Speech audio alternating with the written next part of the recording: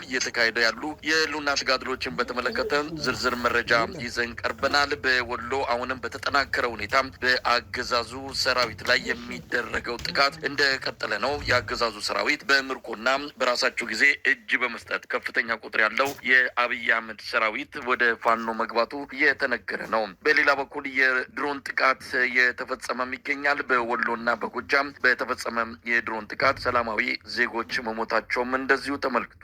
በአማራ ክልል ስላለው ወቅታዊ ሁኔታ የተመለከተ ዘገባ ዓለም አቀፍ ተቋማትም እያቀረቡ ነው። የጀርመን ድምፅ ሬዲዮ ሰሞኑን እንደዘገበው በበርካታ አካባቢዎች ፋኖች የበላይነት እንደያዙና በርከት ያሉ አካባቢዎችንም መቆጣጠራቸውን የተመለከተ ሰፋ ያለ ዘገባ አቅርበዋል። የብልጽግና መንግስት ቃል አቀባይ ዜናውን በማስተባበል ፋኖዎች የሚያደርጉትን ግስጋሴ አስተባብለዋል። በዚህ ጉዳይ ላይ ሰፋ አድርገን የምንመለከትበትን መረጃዎችን ይዘን መጥተናል። እንግዲህ በሰፋ ባለመልኩ ነው የሰሞኑን የአውደ ውጊያ ውሎችን በዝርዝር የገለጽክልን። የአብይ አህመድ አገዛዝ ይህን ያህል መጠነ ሰፊ ወታደራዊ እንቅስቃሴዎች በሚደረግበት በሰሜኑ የኢትዮጵያ በተለይ በወሎና ጎንደር፣ በጎጃም ያለውን ሁኔታ በተመለከተ ከማይደብቅበት ደረጃ የደረሰ ይመስላል። የጀርመን ድምፅ ሬዲዮ የዘገበው ምናልባትም የፋኖች የጥቃት አድማስ እየሰፋ መምጣቱን ከተሞች መቆጣጠራቸው በትክክልም በገለልተኛ የሚዲያዎች በሚባሉት በነ ጀርመን ድምፅ ሬዲዮ ጭምር እየተረጋገጠ መምጣቱ የአብይ አህመድ አገዛዝ የኢትዮጵያን ሕዝብ እያደናገረ የፋኖችን አለመኖር ለመግለጽ በሚል የሚጠቀማቸውን የተለያዩ ትርክቶችን ከዚህ በኋላ የሚቀበለው ሊኖር እንደማይችል በሚገባ የታየበት አጋጣሚ ነው ማለት እንችላለን። አሁንም የሉም ጽንፈኞቹ የሉም የሚል መከላከያ ነው የአገዛዙ ምክትል ቃል አቀባይ የገለጹት። ለማንኛውም በአጠቃላይ ይህንን ተከትሎ የድሮን ጥቃት መሰንዘር ነው አገዛዙ በቀጥታ የገባው። የጭካኔ እርምጃዎችን መውሰድ ነው። ሰሞኑን ሲዘገብ እንደነበረውም አማራ ፋኖ ታጋይ ሴቶችን ከማረካቸው ወይም ከገደላቸው በኋላ ጡት መቁረጥ፣ ሰውነታቸውን መተልተል፣ እንዲህ አይነት እርምጃዎችን መውሰድ ጀምረዋል። ህጻናትን ጨምሮ ሰላማዊ ዜጎችን በድሮን መምታት ጀምረዋል እና የተስፋ መቁረጥ ስለመሆኑ በተለያዩ ገለልተኛ አካላትም እየተገለጸ ይገኛል።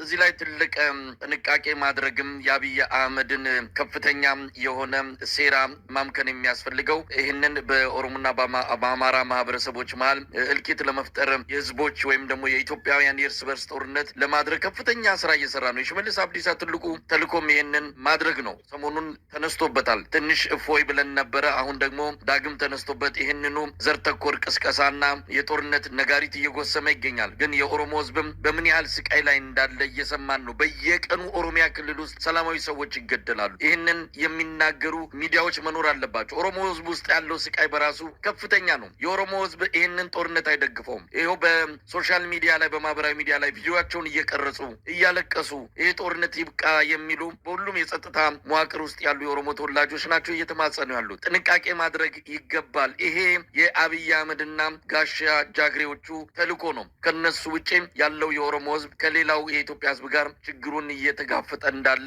በደንብ አስምሮ መግለጽ የሚያስፈልግ ይመስለኛል። በነገራችን ላይ ሰራዊቱ ለመዋጋት ፍላጎት የለውም። አሁን በድፍረት እየወጡ ጦርነት ይቁም የሚሉ አዝነው ተክዘው እያለቀሱ እየተካሄደ ባለው ጦርነት ደስተኛ እንዳልሆኑ የሚገልጹ የሰራዊቱ አካላት ቁጥራቸው እየጨመረ መጥቷል። ይኸው አምባሰል ላይ ሰሞኑን የምናየው ከዋናዎቹ ባሻገር ያሉት በሙሉ በገፍ ነው እጃቸውን እየሰጡት። ይሄ በቪዲዮ ጭምር የተሰራጨ ስለሆነ ማስተባበልም የሚችሉት ጉዳይ አይደለም። በጣም ነው ማመሰግነው። እንግዲህ ከድሎቹን ጀምር ምን አሉ አዳዲስ መረጃዎች? አመሰግናለሁ መሳይ። እንግዲህ ከሮብ ዕለት አመሻሽ ጀምሮ በቆቦ እና በዙሪያ ባሉ ወረዳዎች ላይ የአገዛዙ 49ኛ ክፍለ ጦር በጣም በከፍተኛ ደረጃ ወታደራዊ ሎጂስቲክሱን አጠናክሮ በብረት ተሽከርካሪዎች ወታደራዊ ተሽከርካሪዎች የታጀበ ወታደራዊ እንቅስቃሴ በማድረግ በተለይ የቆቦ ዙሪያ ወረዳዎችን ከፋኖ ኃይሎች ለማስለቀቅ ከፍተኛ ጥረት አድርጎ በከፍተኛ ደረጃ ተመቶ ምናልባትም መሳይ በታሪክ ስላልተነገረለት ነው እንጂ ከወሎ ድሮች እጅግ የበዛው ከፍተኛ ኪሳራ የደረሰበት 49ኛ ክፍለ ጦር ከስታፍ አባላት በስተቀር ሙሉ በሙሉ ተደምስሶ አብዛኛዎቹ ሙትና ቁስለኛ በመሆን ቀሪዎቹ ደግሞ እጅ ሰጠው 49ኛ ክፍለ ጦር የምትባለው የአገዛዙ ጠንካራ ኃይል ተበትና ታሪክ ማድረግ ይችለዋል። የፋኖ ኃይሎች በዚህ ያልተማረው የአገዛዙ ኃይል እንደገና ተጠናክሮ በርካታ ኃይል ይዞ በመጓዝ በአምባሰል ተራራማና ስትራቴጂክ በሆኑ ወረዳዎች በተለይ በአራት ወታደራዊ ቀጠናዎች ላይ በጨፌ፣ ውጫሌ፣ ጭሳ፣ መውርጌሳ በተባሉ ቀጠናዎች ላይ ከፍተኛ ጥቃት ለመሰንዘር ተንቀሳቅሶ ባደረገው ውጊያ ተበትኖ ነው የተመለሰው። በዚህ ቀጠና የአማራ ፋኖ ብሔራዊ ኃይል ምስራቅ አማራ ቀጠና በልጅ ኢያሱ ኮር ስር የሚገኙት ራምቦ ክፍለ ጦር፣ ራሳሊ ክፍለ ጦር፣ የእጁ ክፍለ ጦር እና ባለሽሩጡ ክፍለ ጦሮች ጋር በተወጣጡ አህዶች ዛሬ ከጠዋቱ 12 ሰዓት ጀምሮ በዚህ ቀጠና ላይ ከፍተኛ የተባለ ውጊያ እየተደረገ ነው። የፋኖ ኃይሎችን በተለይ ከጨፌ እስከ ውጫሌ ባለው እንዲሁም ጭሳ እና ሁርጌሳ በተባሉ አካባቢዎች በሰነዘሩት የማጥቃት እንቅስቃሴ በተለይ ደግሞ ሁርጌሳ ከተማ ላይ የነበረውን የአገዛዙን ጠንካራ ምሽግ በመስበር በርካታ ጦር በመደምሰስ ቦታውን መቆጣጠር መቻላቸውንና ከዚህ በፊት የአገዛዙ ጦርችን ከተማ ከ2 ቀናት በፊት ይዣታለሁ ብሎ ያለምንም ውጊያ ፋኖዎች ከለቀቋት በኋላ ገብቶ የነበረ ቢሆንም የፋኖ ኃይሎች ስቦ በመምታት በሚለው ስትራቴጂያቸው መሰረት በርካታ ኃይሉ ተደምስሶበት ቦታዋንም ለፋኖ ኃይሎች ውርጌሳን ከተማ ለፋኖ ኃይሎች አስረክቦ መውጣቱን ለማወቅ ተችሏል። በዚሁ ቀጠና በአምባሰል ወረዳ በአገዛዙ ጦርና በፋኖ ኃይሎች መካከል አሁንም ከፍተኛ ውጊያ እየተደረገ ሲሆን በተለይ ማርዬ፣ ጨፍጨሬ፣ ኪንቴሪ እና ጉልቦ በተባሉ ቦታዎች ላይ በተደረገው እና እየተደረገ ባለው ውጊያ የልጅ ኢያሱ ኮር ከፍተኛ ድል መቀዳጀቱንና በተደረገውም ውጊያ ከ60 በላይ የአገዛዙን ጦር መደምሰስ መቻላቸውንና የበርካታ የጦር መሳሪያ መማረካቸውን እንዲሁም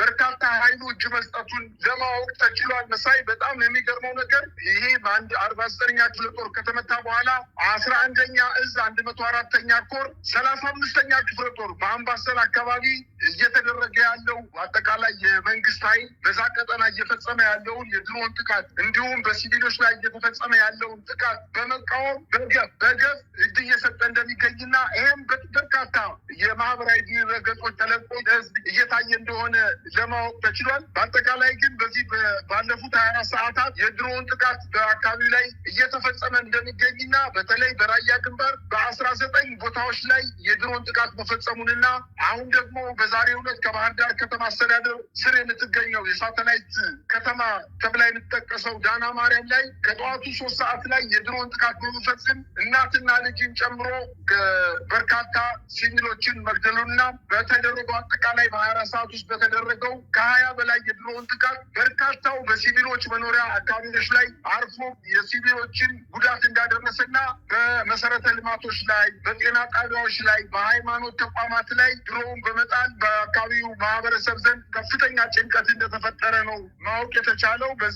በዚህ ቀጠና በተለይ በወሎ ቀጠና የአገዛዙ ጦር 801ኛ ኮር እንዲሁም በአየር ወለድ ኮማንዶዎች የታገዘ የ107ኛ ኮማንዶ ክፍለ ጦር ከኮምቦልቻ ከተማ በመነሳት የሚኒሻ ኃይሎችን በመያዝ አካባቢ ለመቆጣጠር በከፈቱት ውጊያ በጣም በበርካታ ደረጃ ተመቶ ወደኋላ ማፈግፈጉንና ያቀደው እቅድ ሳይሳካለት ገና ከ20 በላይ ወታደሮቹ ሲገደሉበት እየተበተነ ያለ ክፍለ ጦር እንደሆነና በተደረገው ውጊያም ከ30 በላይ ቁስለኞች የፋኖ ኃይሎች በእጃቸው ማስገባታቸውን ውጊያው ሙሉ በሙሉ ባለመጠናቀቁ በጢሳና ውጫሌ ከባድ ውጊያ እየተደረገ እንደሆነ ለማወቅ ተችሏል። ይህ በእንዲህ እንዳለ በሌላ ዜና የጎንደርና የወሎ አዋሳኝ ቀበሌዎች ላይ ከፍተኛ ውጊያ እየተደረገ ሲሆን በዛሬው ዕለት የፋኖ ኃይሎች ጨጨሆን፣ ደብረ ዘቢጥን፣ ገረገራን፣ ፍላቂትን ጨምሮ በርካታ የአካባቢው የገጠር ቀበሌዎችን መቆጣጠራቸውንና በዚህ የውጊያ አካባቢ የሁለቱ የአማራ ፋኖ አደረጃጀቶች በተለያየ